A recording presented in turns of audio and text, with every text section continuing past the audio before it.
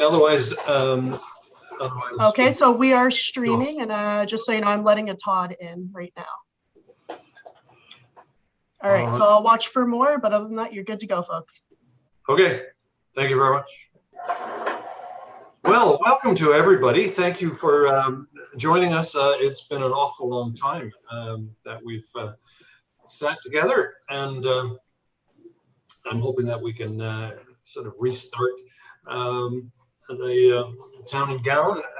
We'll do it again in June, and then what we'll do is we'll see how things develop in September.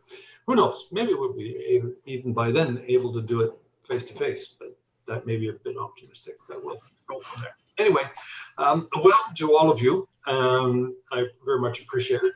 And the agenda today, I think, is mostly just to do sort of the catch-up of what everybody's been up to and what's been happening lately. And I might just start off. The first item on our agenda is to talk about the absentee landlord licensing that was recently approved by City Council. And the intention is that a bylaw, excuse me, would be in place by the first of the year. The details, of course, haven't been fleshed out, and I'm sure that there's somebody on staff that is hard at work writing a bylaw. And I'm sure that there's going to be some complications along the way. On the other hand, we're not by any means the first municipality to do this, and this is for a test area. It's to run as a pilot for 3 years, and for the area surrounding the college, basically. So it's from the city limits on the north to Steele Street, and from Penetang to Duckworth. All in Ward 1, and let's hope that we get some good results out of it. At the very least, hopefully we will be able to sort of assess it after 3 years and see what difference, if any, it's made. Any comments or thoughts on or advice on that bylaw? Anybody?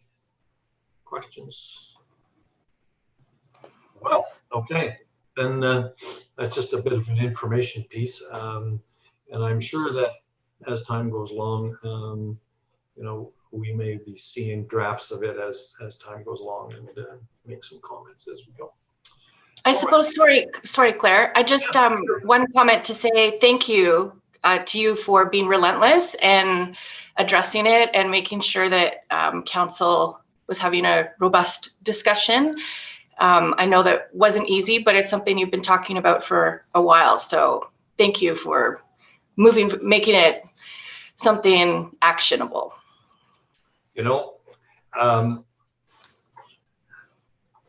They say, there's a saying that says timing is everything. And it's just one of those weird things that, we tried it 2 years ago, I guess, and it just went nowhere. And this time, the timing was right. And the interesting thing is, I'll tell you a story. Sure, it doesn't hurt. I got a phone call. I was just sitting there minding my own business, and I got a phone call from Rob Thompson.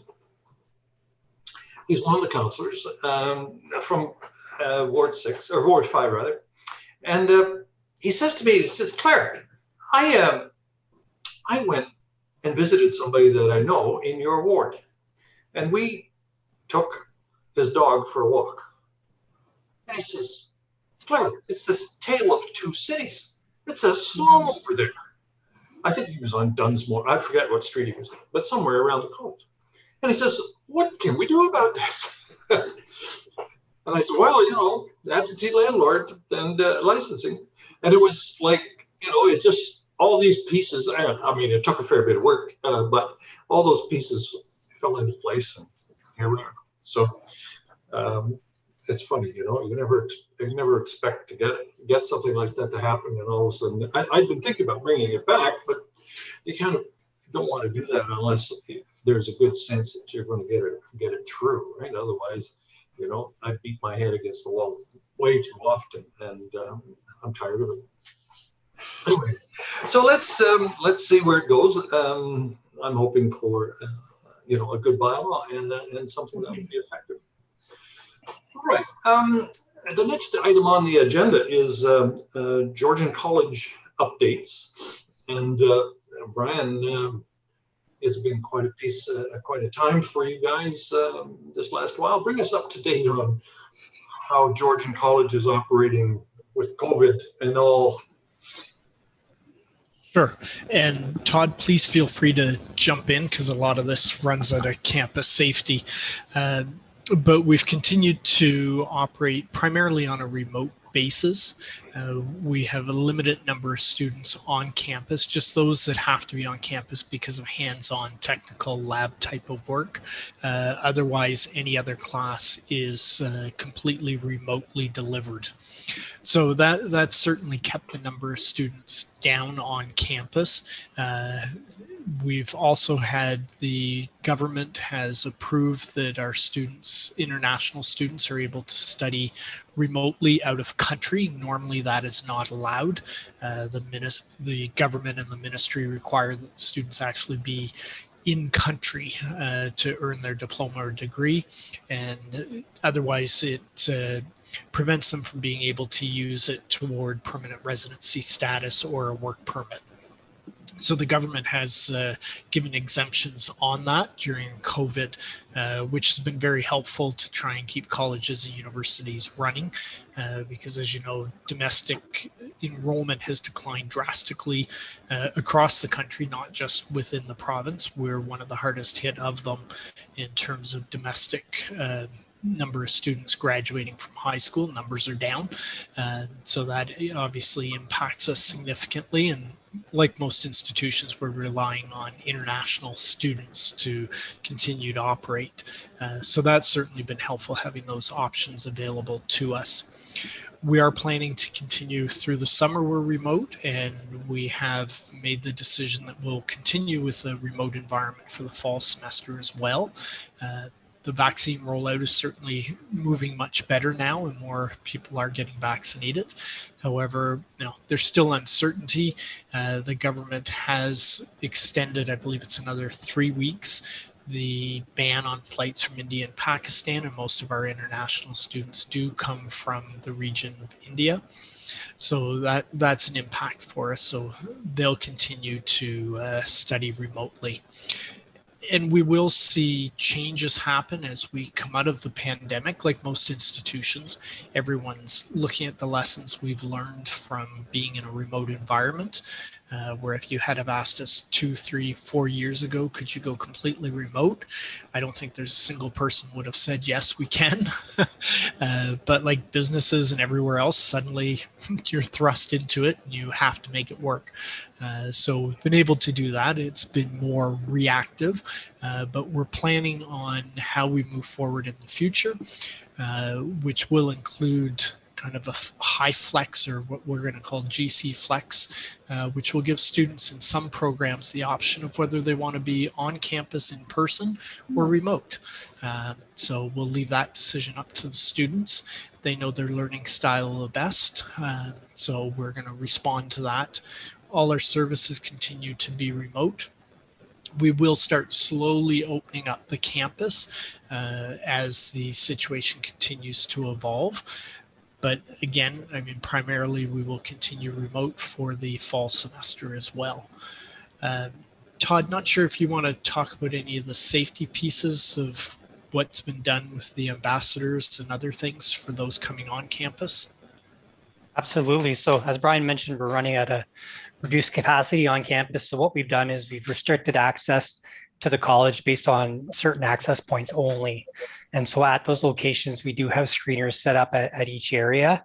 And then as part of the bigger college launch, what we did is We use the Georgian safety app, which was through App Armor, has now actually become the Georgian screening tool. And there's a series of COVID-related questions that every person that attends the college has to basically tap on the app before they're permitted to come on site. So as you come through one of these screening points, the ambassador at the location will ask to see the app. You'll show them the app. It has a check mark basically saying you're good to come on site. And then at that location as well, we provide the individuals a face mask, and the college has also upped the PPE requirements, and everyone is required to wear some sort of face shield or goggles as well. So the information is there, and all that information through App Armor is tracked and logged in data for us. So in the event that something should happen, we're able to go back in and actually run a scan of who came in on what days and who filled out the safety app. So it's really good information to have. So yes, Brian, that's the information we have there. That's it is a ton of the safety features that we put in go above and beyond, but we think that they were reasonable given the circumstances.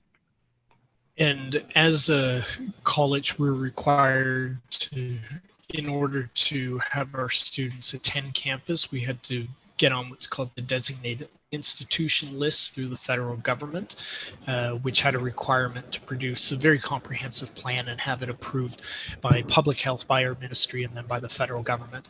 So all of that was done early on in the process. And we've worked very closely with public health throughout the pandemic, which includes, because of the number of people on campus down, the number of students in our residence is vastly diminished over normal years. So we've taken approximately half of the building, and international students, when they're arriving, can quarantine within the residence, and we provide them meals daily, so they're delivered directly to them.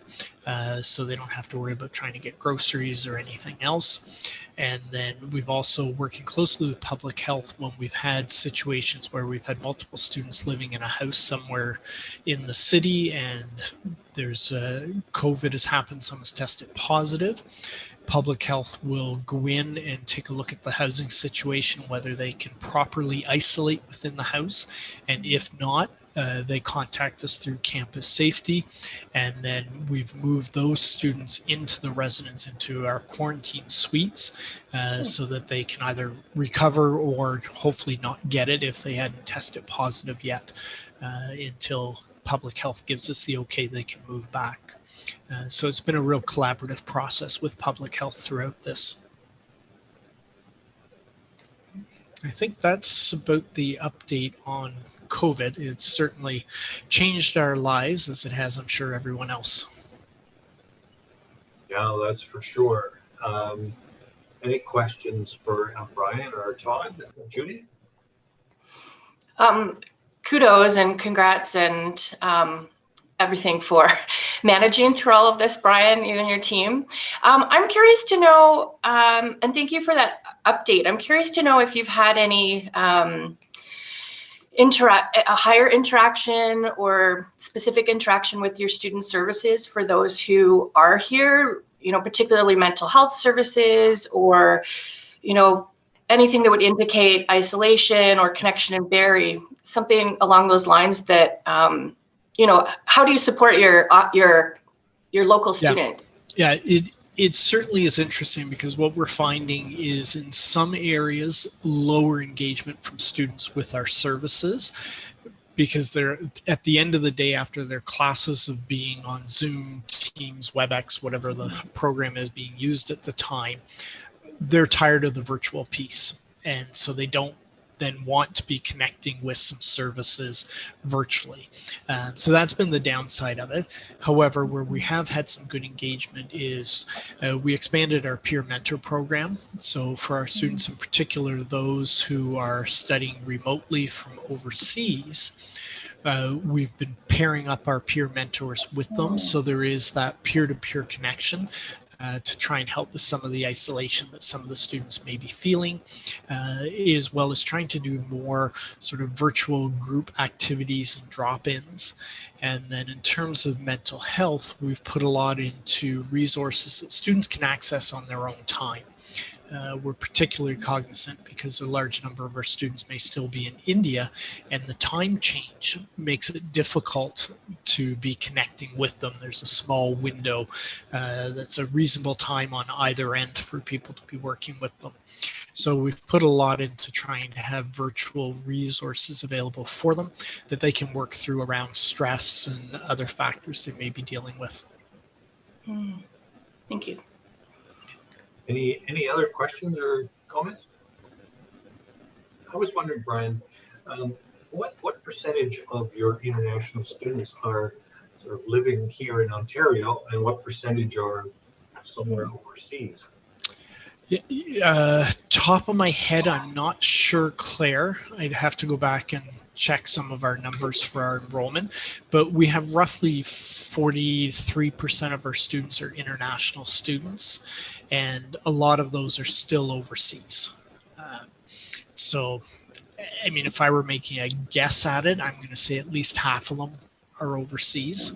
The ones that are still around tend to be the returning students. So any of the new students since the pandemic have hit primarily are still in India. They started to arrive and then the ban happened. So we haven't had any more come since then. Well, a couple have got in through different ways, which is interesting because we provide a letter for those who have to be on campus that states they do to help them with the border crossing. But it really seems to be, it depends on the border agent of the day, whether a student is allowed in country or not. All right. Just moving on then, how do you foresee student orientation for the summer term and the fall term, I guess? So we've had the summer orientation already. One of the things that we found because of the pandemic, normally we would do orientation right on the first day of classes. We would cancel classes, orientation would happen, and then they'd go into classes the second day. But because of the pandemic and never being sure will we have to shut down, we didn't want to lose any class time. So we pushed it in advance of the start of the semester. So the orientation and Head Start programs happened for the summer already. They'll happen again in late August, early September. I forget the exact date now. But they'll continue remotely. So they've been done completely remotely, sessions recorded. So if students weren't able to access it, they can access it at any time. Or if there are challenges with time zones, students studying in a different time zone, they can still get that same experience. They would just miss out on some of that live interaction if they had some of the questions at that time. But the orientation continues. And hats off to Sean and Asia who lead that for us. They've done a phenomenal job of it and really have engaged students and had great attendance each semester that we've been doing it remotely. And we learn a little more every time. And I would recommend, if you'd like, at one of the future Town and Gowns, we could have Asia and Shauna come back and talk about what they have plans for the fall. One of the advantages that's come out of the pandemic is we've really moved to a college-wide orientation as opposed to a campus-specific one. So there's certainly some campus-specific pieces that will happen, but it's really been done as that it's one college and the students get a very similar experience, which is really nice if they're on one of the smaller campuses to get the same benefit as someone who's on the Barrie campus. All right, any more questions or comments? All right. Thank you, Brian and Todd. And I guess what we'll do is we'll go around we used to go around the room, but now we'll go around the screen, I guess. And, any comments that people might have. So I'll go by my screen. And the first one is Michael Gallagher. Hello, everyone. From a zoning end, just a quick update. Since our last meeting, which was in November, I believe, the zoning branch of the city has received almost 490 zoning complaints. 222 of those have been in the Northeast End. That's about average numbers, I would say, from a zoning end. The only other update is there has been some discussion about the new zoning bylaw that the city will be creating. However, that won't be put in place until after the official plan has been completed. Speaking of which, the second draft of the OP is now out and available for anyone to view. I think that Michelle Banfield sent everyone here an email about that, and there is a public meeting on June 2nd for those who want to attend. Of those 200 plus complaints that you got in the zoning complaints that you got in the Northeast End,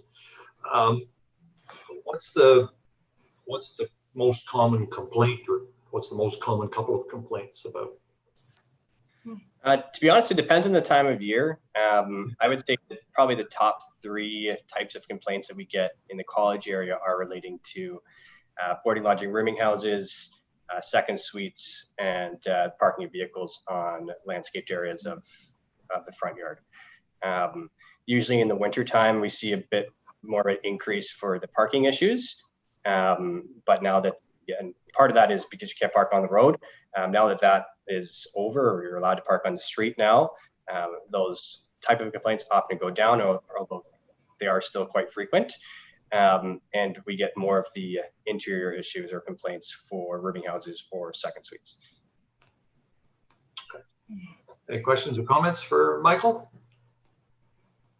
No? All right, you're next, Carrie. Thank you very much. First off, I'd like to thank Georgian College for working with us to come up with a fire drill program for their residents while it's in quarantine. It's always difficult to evacuate people who are supposed to stay where they're at. So it can be a bit confusing. So thank you very much for working through that and getting that done. That's great. I'd also like to thank Todd and his team for helping us rehome the students from the fire a few weeks ago. That was a bit, it's always uncomfortable to try and find housing on a Friday night to get some students safely homed when they've experienced a fire. So thank you very much for that. Like zoning, we have experienced a number of complaints in that area, mostly smoke and carbon monoxide alarms, boarding, lodging, rooming complaints, and various, fire code or presumed fire code issues. So our team has been kept quite busy trying to virtually inspect some of these places because they don't meet the screening requirements to go in. So it's been a real challenge to get a hold of someone to let us in, virtually inspect, and go through that whole training piece. So other than that, we seem to be ticking right along here at Fire and looking forward to doing whatever we can to assist in keeping our students safe in that zone. Thank you. Do you have any sense of the numbers of complaints that you've gotten in the last while, or? I tried to pull it out of the system, but it was having a hiccup this morning. So I don't, but I could get back to the group with that area. Just curious, that's all. Yes. And the students that had the fire in their house, are they back in the house now, or are they still? No, damage was fairly extensive, I guess. Yes. Yeah. Do you know what the cause was? Or smokers, materials, improperly disposed of. Yeah. And they were students, I understand. Yes. Yeah. All right. Any questions for Carrie? All right. Jeff, you're up next on my screen. Good morning and thank you. So yeah, spring's always a busy time for traffic services. We're doing I have a contractor in town right now doing all of our retracing of our linear lines, so our yellow and white lines throughout the city. Zone painting is also well underway, and what I mean by that is just the retracing of our crosswalks and stop bars at signalized and controlled intersections. So that's underway. They should be completing the linear line stuff in the next week or so, and then the zone painting, basically they are continuously painting throughout the entire summer. They do all that work at night, just so that it's safer and more efficient for the contractor. Speed boards, we successfully relocated our speed boards across the entire city, and specifically Ward 1.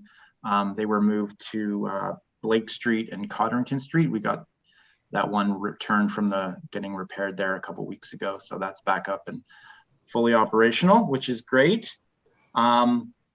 Speed cushions, our temporary speed cushions that we install throughout the city, are contractors coming in the next week or so. Hopefully next week we'll be in town to install those for us. And as we know, well, Councillor Rietma, Tunbridge, Sydenham Wells, Sydenham Wells, Indian, Arrow, College, and Strabrain is where we'll be installing those. So all the residents that are going to be directly affected by those speed cushions have been notified through the mail when the installation will roughly take place and what they can expect. And also there's a contact number. If they have any concerns, they can reach out to staff to express that. The other thing that's happening, which isn't really directly related to me, but Tessa Williams is in the process of installing 2-hour limit parking restrictions in around the College Hospital area on Brighton, Cheltenham, Harrogate, and Tunbridge. So I think her contractor's out, I think currently right now doing that sort of installation, part of parking strategy. So it's about the extent of my updates for now. All right. Any questions for Jeff? No? All right. Val, you're next. Thank you. Hello, everybody. So this is my first meeting, so I really just kind of came as an observer. Hello. Definitely next time I'll be able to pull some stats now that I know that that's what we're sharing. So I will have that for the next meeting, or I can send some stats out to the group as far as what we're seeing at the college after the meeting, if you would like. But so thank you. Yeah.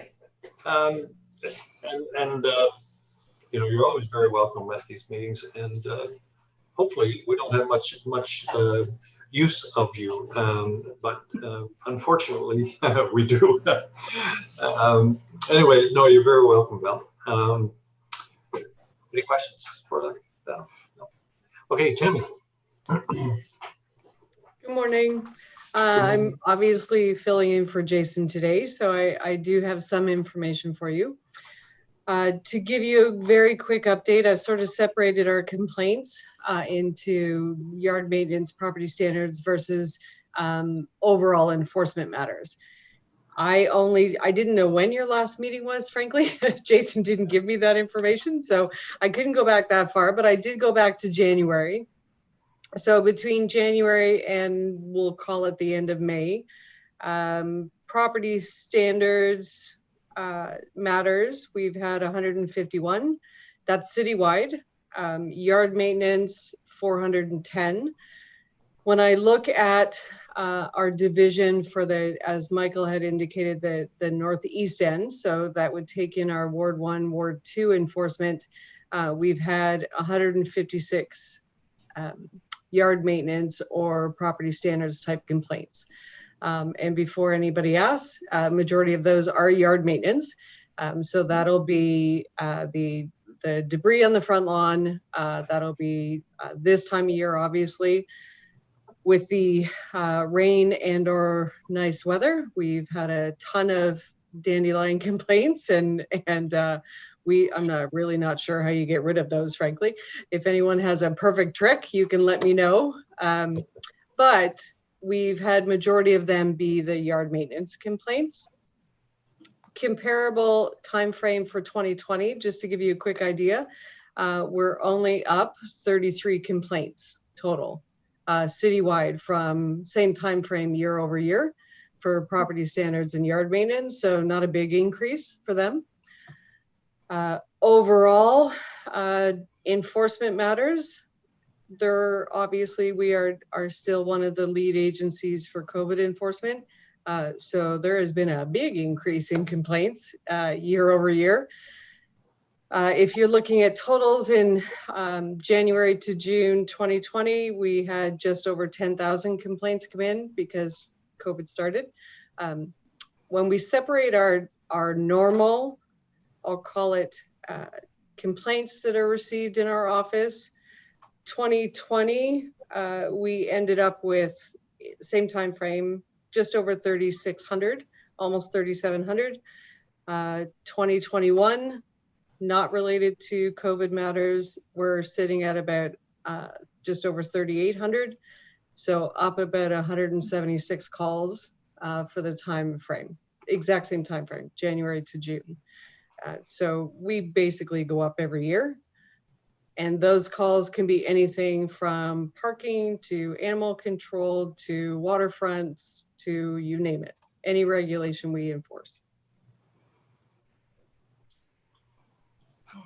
You know, I gotta say, I'm really glad you enjoy your job, because it's gotta be a tough one. Nobody is ever happy with you. No, they are not. I know.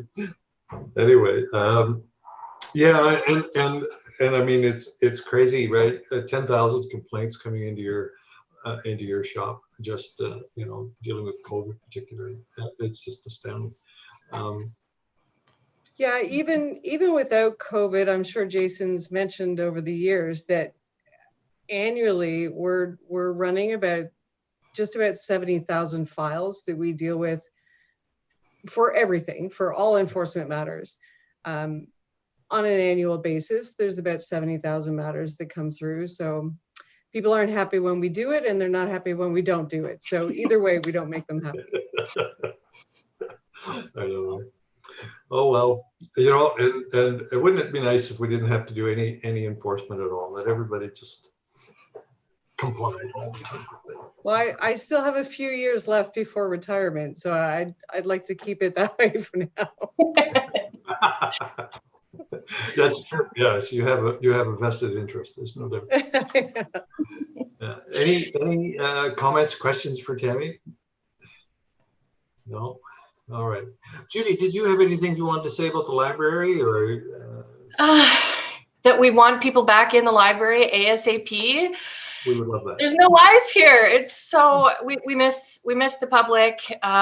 We yo-yoed back and forth in the winter term between, like, you know, tearing down the mini desk at the front door and then putting it back up, and so we're pretty comfortable in this phase. But it's going to be a transition to having people back in the library. But the phones, I'm actually one of the people who's on the phone and email line right now, and we're busier than ever. Compared to having people come in the door. So it's really nice to see higher interaction. I wouldn't say that's the case with the student population, but we're also not actively reaching out either, because we don't want to create confusing messaging around what your library can do for you when you can only come to the front door to pick up a hold right now. But hopefully that will change soon. And then when we can get study space, we'd really like to do online programming, but as Brian had said, like, students are just maxed out, and I think a lot of people are. So we're not actively outreaching, I think, in certain demographics that we would like to, but that will come in time. But we also, I guess, Claire, I don't know if you wanted to mention that the Ontario Town and Gown Association AGM that you attended, you're on the board. But I don't know if you update this group ever, but Claire was kind enough to invite me to join and have a discussion with some representatives from different areas, and just to speak on behalf of, you know, public libraries and how they can be of value. But I really gained from, what was it, Claire? Thorold, I think. Do they ever have it going on down there? Wow, they are so on the ball with their town and gown relationships. They're close to, I believe it's Brock and McMaster, and yeah, but they really focus on having strong administrative relationships so that when something comes up, they can nip it in the butt and be very proactive. So that was, I'd really like to reach out more to them about how they're dealing with some of these issues. I mean, we focused mostly on COVID at the time, but like the post-COVID and how they use those relationships to deal with some of the regular issues that we might be facing. But that was an interesting experience, and I don't know if Claire wanted to even speak to what else was discussed at the AGM, but. Yeah, actually, I am on the board of directors for the Town and Gown Association of Ontario, and I find it very useful, actually. Some really good ideas, and we have a meeting actually tomorrow. So I'm just wondering how I can circulate more information. I'll think about how to do that, and I'll connect with Tammy and see if we can, kind of circulate some information. Brian, do you know whether Georgian College is part of the Town and Gown Association of Ontario? We have been in the past. I'm not sure if we currently are or not. Okay. I think as organizations go, some of them, sometimes they go in kind of waves, and they haven't been terribly active. But I think they're really an up and coming organization. There's a lot of energy in there, and that's, so I think that they're an organization that is well worth being part of. Just for the information flow that goes back and forth, and I really quite enjoy it. I think the other thing that's interesting is that there's also an international Town and Gown Association, so it's it's a whole lot bigger than just us sitting around the table here in Barrie. So yeah, there's some really good information that comes out of that, and yeah, very helpful sometimes. So I guess the other part of it is that you realize that, sometimes we think our problems are huge and insurmountable, but yes, there are some other ones around, like don't tell any students, right? But I tell you, St. Patrick's Day, can be a real problem in London and Waterloo and some of those places. So just don't tell any Georgian students about that. All right. Do we have any other things that we ought to discuss or chat about? I know it's kind of sort of almost like an inaugural meeting, it feels like so long since we've met. I'll just mention one thing, Claire. One of my staff, Mike Zucchino, who's been part of his role is dealing with housing on our other campuses, but we're moving some more responsibilities over to him. So he's going to deal with housing college-wide. So I'll invite Mike to one of these future meetings so everyone can meet him. But has the relationship with our res managers, as well as some of our off-campus providers. And so he'll be a good contact for this group as well if there are any issues that come up around housing and students. And I'll check with Mike about our Town and Gown membership. I'm not sure if it's still active or not, but we'll make sure that Mike is part of that. So we used to be very involved with Town and Gown and co-presented a couple of times with the city at some of the conferences back when you used to do it in person. So. Can we remember that far back? No, that's great. Thanks, Brian. Yeah, and in fact, actually, tomorrow we have a meeting with a group of us and Georgian talking about student housing on campus. So that'll be something to report on the next meeting. So, all right. Well, that kind of covers our agenda. And if we haven't, oh, Judy, you want to say something? Thank you. I just wanted to add something maybe for discussion next month, but to think about for now, because we had so much time without connecting, I felt a bit of like myself disconnect and isolation because the college community is a group that I personally really enjoy connecting with as well as professionally. And I'm not even a student. So I can't imagine how disconnected so many students have been feeling from, I mean, this is like global, but from the college, but also from their city. And it's a really weird time. And, yay, vaccines. And we're looking into, the post times. But I think it would be worthwhile to start looking ahead to how we come out of this and in a proactive way to reconnect with students and remind them about what Barrie has to offer to help them to feel welcome in a way that they maybe never even got based on the timing, but also maybe have been lacking and need just as much as social connections, but that sense of belonging. Like, it's really hard to have a sense of belonging when you're stuck in your house, as we've all experienced. I'm fortunate enough to come into my work building, but I know a lot of my coworkers don't get that privilege and don't get to have that sense of belonging, even the like, good morning, kind of conversation. So I think it's really important that we start looking at this student experience and the student mindset. And we're also, I guess, we're moving into the final year of this committee term. And I was thinking, maybe it's worthwhile that we start as a group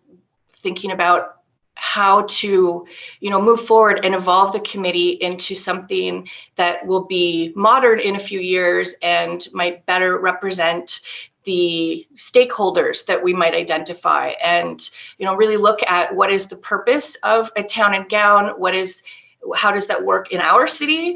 What do we want it to be? How much do we want to, go with established structures around the world? And then also, have our Barrie version of this committee and organization. And I'm thinking there's like a dual purpose. There's the institutional kind of connection, but then there's the student resident connection. And while we address, I guess, issues from the institution down or the top down, we also need to be looking at, resident student relationships, building our neighborhoods from the ground up. And, this committee really could look at having that dual purpose as part of its mandate, and actually maybe redefine membership, official membership, based on that, because I think we've identified before the need for inclusion, representation, but I was also struck by the official plan. One of the lenses that will be explored is the impact on diversity, or having a diversity lens. And I thought, well, how does that get measured? And what does that mean for us? So, how do we look at student and resident and town and gown relations through a diversity lens, and help us to feel that this committee, is relevant moving forward, and that we have something that we, can maybe say that we've accomplished in our final year that we can look back on. So those are my thoughts about, starting to brainstorm what we do in the coming months. So chime in. Okay. No, I think that's a very good point, and I'll certainly put something on the agenda to that effect our next meeting. I think that this committee over the last number of years has really moved into a direction where the way I feel about it anyway is that it's much more collaborative between the city and the college, and I think that's how we accomplish something. I think that's moving together forward is the only way that we're going to do it. And yeah, we're going to struggle a little bit, because I think that college is going to be different after COVID. I suspect that there will be a lot of students that will not be sort of living in the neighborhood anymore, and may not be on campus hardly at all. I think that's going to change how this committee does its work and what the issues are going to be citywide and also in the neighboring community.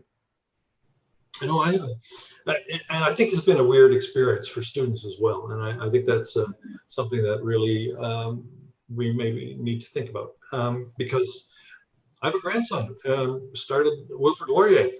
Right? He's never set foot on the campus. Wow. And the result is that he also like the whole experience is not anywhere near what I had when I was a student.